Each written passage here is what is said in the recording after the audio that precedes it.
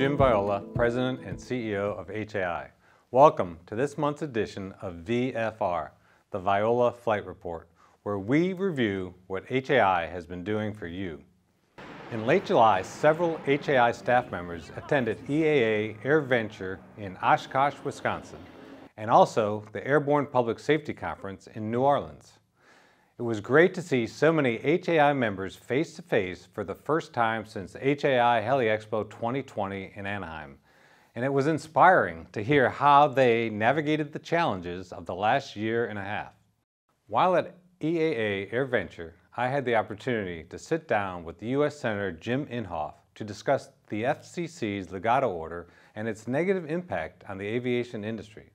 Keep watching to hear my interview with Senator Inhofe and learn how Ligado Network cellular towers and handsets will lead to unstable GPS and endanger aviation safety.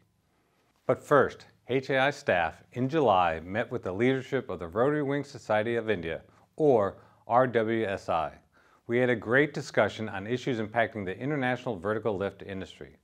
HAI staff is currently creating a series of educational meetings and forums with the RWSI to address a variety of mission sectors important to the growth of India's vertical lift industry. Through our collaboration, I believe HAI and the RWSI can provide substantial benefit to that region's operators. The RWSI recently elected a new president, Air Marshal Arvind Butala, who took over the reins from Air Vice Marshal Sharad Haran. HAI thanks Air Vice Marshal Sharad Haran for his distinguished service to the vertical lift industry. And we look forward to working with Air Marshal Arvind Butala and the RWSI staff. In HAI safety news, we are continuing to seek ways to provide our members with the resources you need to operate more safely. If you are following statements from the regulators such as the FAA, EASA, ICAO, and others, you know that safety management systems may soon be mandated for many operators. Whether your regulator is simply recommending SMS or is moving to mandate it, I will tell you HAI strongly recommends that you adopt it for your operations. SMS is the modern standard for effective risk management in aviation. However, I understand setting up an effective SMS is not easy, and HAI wants to help. HAI is now in the early stages of finding one or more third-party providers of SMS software because we think that product will help you manage your operational risk. You can stay informed on this and other important issues by signing up for our Rotor Daily email newsletter and Rotor magazine. Visit rotormedia.com/subscribe to receive your free subscription to both. The Vertical Aviation Safety Team, or VAST, is continuing the work of building an organization to improve safety in the worldwide VTOL community. VAST working groups are forming to address issues where a consistent global approach will lead to improved results for global VTOL safety. If you would like to join the effort to improve VTOL safety, we recommend that you volunteer to help your regional helicopter safety team. Visit vast.aero to connect with the regional safety team in your area. If no team is listed for your location, contact the VAST team at info@vast.aero. Earlier in July, HAI Government Affairs staff, along with other aviation industry stakeholders, participated in the FAA's 5G Radar Altimeter Industry Stakeholder Forum. The forum was organized to address how some 5G networks will threaten the integrity of radar altimeters in aircraft. Our industry relies on accurate and reliable radar altimeter data for air ambulances, firefighting, heavy lift operations, search and rescue, and countless other missions. Missing or erroneous radar altimeter data will compromise the safety of aircraft and put flight crews at risk. These 5G networks are scheduled to deploy in December 2021. You will hear more from us on this issue as HAI continues to pursue solutions that will protect the vertical lift industry. Are you already thinking about HAI Heli Expo 2022 in Dallas? You should be, because the show floor is already filling up. Don't miss your chance to get in front of an industry that is eager to get back to business. Apply to exhibit by August 20th with your 50% payment to be included in Lottery 2 and have the best chance of obtaining your preferred booth space. Go to heliexpo.com to secure your exhibit space today.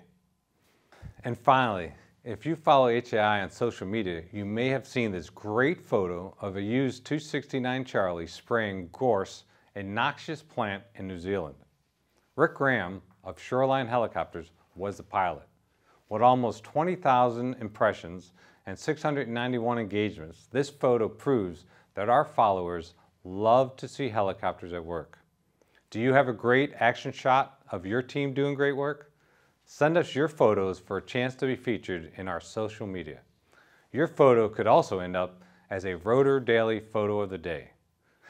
You can submit photos through the Rotor Daily e-newsletter by using the link right under the photo of the day.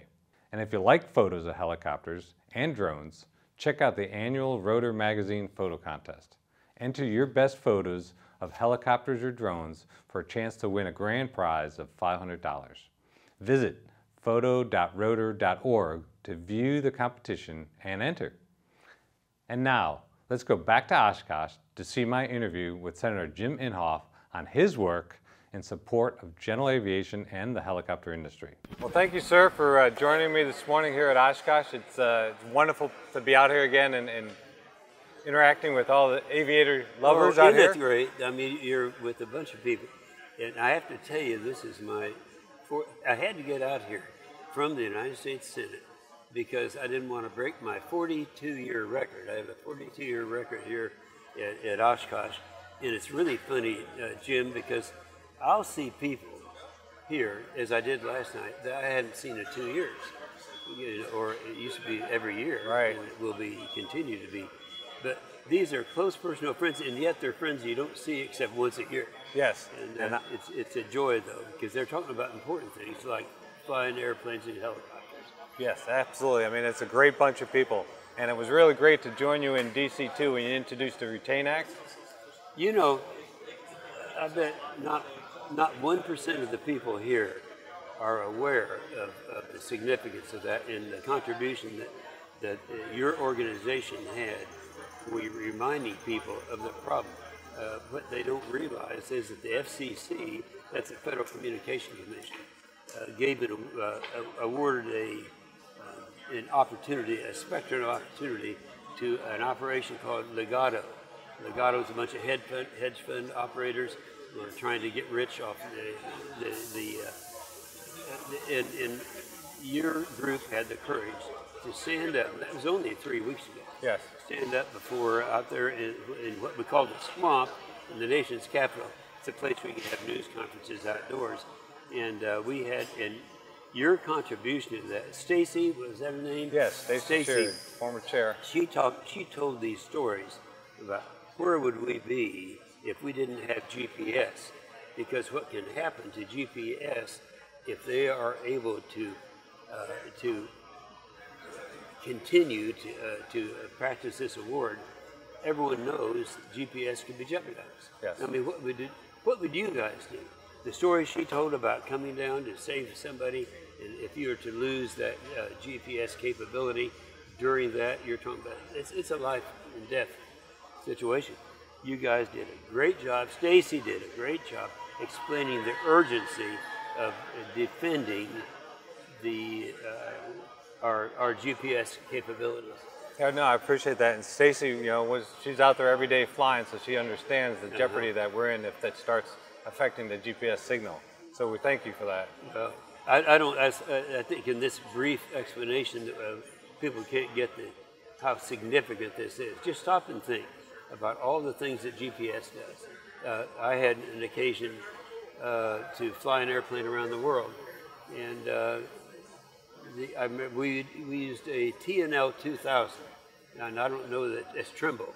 That was one of the first, one of the early ones, and that was the first trip. I think it was non-military around the world, and now that's gone from that to every day, using it every day. Everyone who uses the cashes a check, everyone who runs or does anything, they depend on GPS, and that's the issue. It's a huge issue, that one group is in a position to jeopardize the use of GPS. And so it's a huge issue. It belongs here at Oshkosh, but it's not focused because people are not aware of that problem that exists. You guys are, so I applaud your helicopter guys for doing what I appreciate you're that. doing. But you also did the Certainty for General Aviation Pilots Act. Is that also something that, you know, you're near and dear to you? Yeah, well, we have several things that we're working on right now. In fact, one of my major functions, Jim, when I come up here, is to talk about what have we done in the past that we are now jeopardizing, that we're now using, that are of great benefit. This happens to be the 5th year of our reform of our system that was probably considered to be the greatest, the third-class medical, the greatest single piece of help for the pilots. There isn't one pilot here today who isn't a direct beneficiary of that. And so that's something we're celebrating right now. 66,000 pilots are flying today that wouldn't be flying if it hadn't been for what we did 5 years ago. And so that's a huge thing. We have the Volunteer Pilot Protection Act. That's something that is used on a daily basis. It's kind of interesting because FAA, when the Federal Aviation Administration has their annual meetings, we have the opportunity to put anything we want on there for general aviation. And a lot of people don't even know what it is because they're concerned about the reauthorization of the FAA. When I am too, I'm glad to do that. It's a bill that we know is going to pass. It's a bill that is about the issues that people are interested in here. And so almost everything that I personally have done is changed the systems that we have happened during that the FAA reauthorization. One such thing that is used a lot is that volunteer pilot program, and that is to stop the fear of lawsuits is one of the reasons that inhibits helicopter pilots and airplane pilots from doing what they want to do to help people when there is a problem. But if they're faced with lawsuits, they don't want to do that. The privatization, there's an effort. In fact, there's a congressman from Pennsylvania who's not there anymore, and I'm kind of glad he isn't. I liked his father very well. I wasn't very fond of him, but he was trying to privatize the air traffic control. It's something that wouldn't work. I think people realize that. But that was our victory. Yes, absolutely. To keep that from happening. The workforce development. Right now, our problem is we have all these high school kids and young people, men and women, who are looking for a career and don't realize the value of a career in aviation.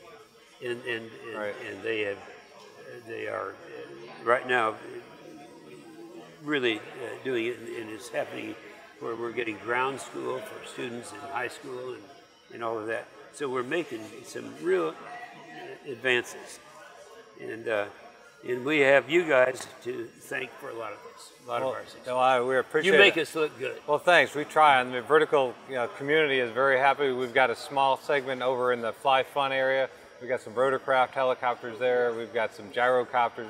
Well, I haven't made the rounds yet. I just got here late last night, so I'll be doing that between events. Well, I really appreciate your time today. I think you hit on the top subjects we're after. I mean, the workforce development is key, and it's not just pilots, it's mechanics, it's the whole industry.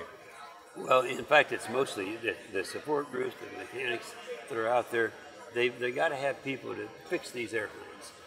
They don't fix themselves. Right. So that's something that we have a sad lack of people that are interested in the aviation part of it in terms of pursuing a career. And I think we're making, well, what we're doing here today is going to go a long ways in encouraging people, steering them in the right direction where they can be successful. Yeah, the ingenuity you see around here, and also, we had the volocopter that flew on Tuesday. So the urban air mobility, the advanced air mobility, the infrastructure stuff that you're working hard on, I really appreciate all that work as we take helicopters into the future with these unique vehicles that, again, will help societies. All right, thank you, sir. You bet. Appreciate it. Enjoy Oshkosh. Pleasure. Yeah, All right. you got it. Well, that wraps up this month's edition of VFR. Please email me with your comments or suggestions on how HAI can provide you with better service. Until next time, fly safe, stay safe, and keep those rotors turning.